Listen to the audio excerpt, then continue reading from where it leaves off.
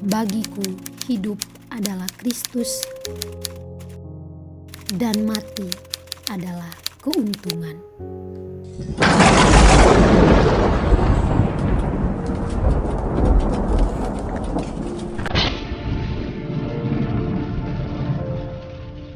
Kita pun karena ketaatan kepada Allah dan kesetiaan kepada Yesus Kristus yang memanggil kita, pesan Santo Paulus tadi, kita semua diangkat menjadi anak-anak Allah. Betapa bahagianya kita menjadi anak-anak Allah. Hari ini kita jangan terlalu murung hadir dalam misa. Peristiwa konfigurasi ini membuat kita bahagia, cerah. Kita bersuka cita, wajah kita berseri-seri, bercahaya. Kita membawa cahaya untuk menerangi dunia. Ada satu tambahan lagi oleh penginjil Lukas mau mengatakan, apa syaratnya supaya kita yang sudah anak Allah ini bercahaya di hadapan Allah dan sesama. Dia menekankan syaratnya adalah berdoa. Ketika Yesus sedang berdoa, dia berubah rupanya.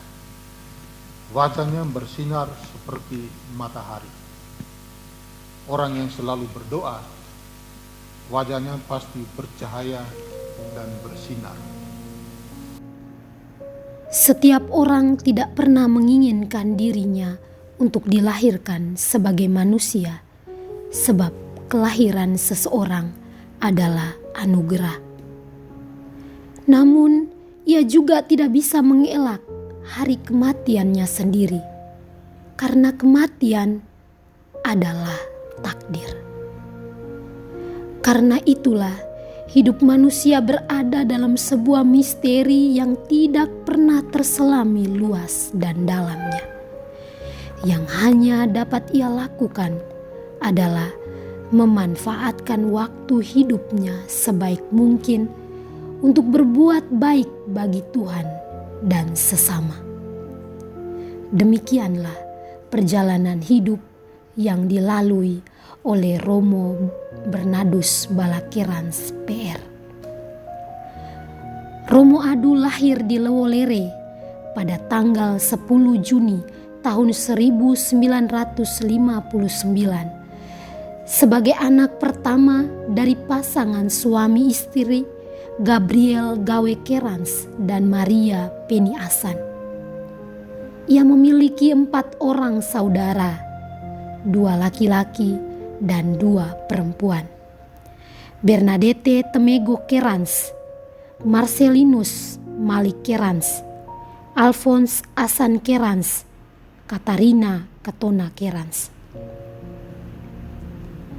Bersama dengan keempat saudaranya, mereka dibesarkan di dalam keluarga yang sederhana.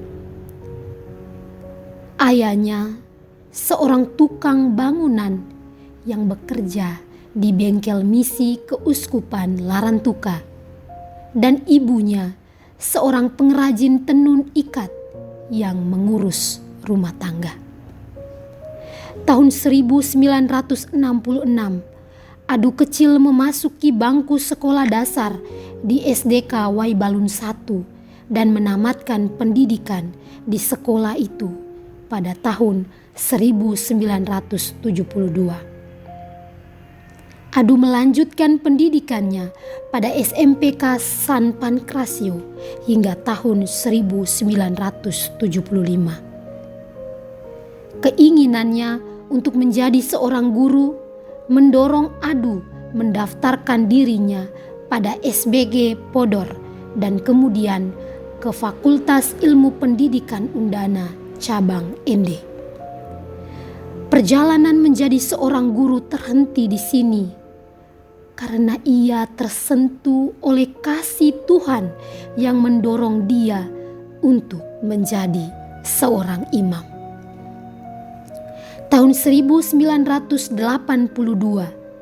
Setelah Adu menyelesaikan pendidikan di Fakultas Ilmu Pendidikan Undana Cabang Ende, ia melamar masuk menjadi calon imam di Seminari Menengah San Domingo Hokeng. Setelah setahun berada di Seminari Menengah San Domingo Hokeng, Adu masuk tahun orientasi rohani sebagai calon imam di Lela. Kehidupannya sebagai seorang frater dilanjutkan dengan studi filsafat di STFK Ledalero dari tahun 1984 sampai dengan tahun 1988. Berbekal sarjana dalam bidang filsafat, Frater Adu menjalankan masa praktiknya sebagai frater top di Seminari San Domingo Hokeng selama 2 tahun. Ia menjalankan tugasnya sebagai seorang guru dan pembina bagi para siswa calon imam. Setelah 2 tahun berlalu, Frater Adu kembali ke Rita Piret untuk melanjutkan pendidikan teologi di STFK Ledalero tahun 1990 sampai dengan tahun 1992. Di akhir pendidikan teologi, Frater Adu ditabiskan menjadi seorang diakon di Rita Piret pada tanggal 10 Mei tahun 1992. Sebagai seorang calon imam dari Keuskupan Larantuka, Diakon Adu ditempatkan oleh Uskup Larantuka, Monsinyur Darius Enggawa SWD, di Paroki Katedral Regna Rosari Larantuka. Ia menjalani masa diakonatnya dengan setia dalam karya pelayanannya bagi umat di kota Larantuka. Akhirnya, pada tanggal 4 September tahun 1992, bertempat di Seminari Hokeng, Diakon Adu Kerans bersama dengan 10 orang temannya ditabiskan menjadi seorang imam oleh Monsinyur Darius Enggawa SWD. Rahmat tabisan imam yang diterima oleh Romo Bernardus Balakerans PR menempatkan ia sebagai anggota klerus di Keuskupan Larantuka. Dalam ketaatannya kepada Bapak Uskup, ia menjalani tugasnya sebagai asisten panitera Yaper Suktim dan guru SMA Darius.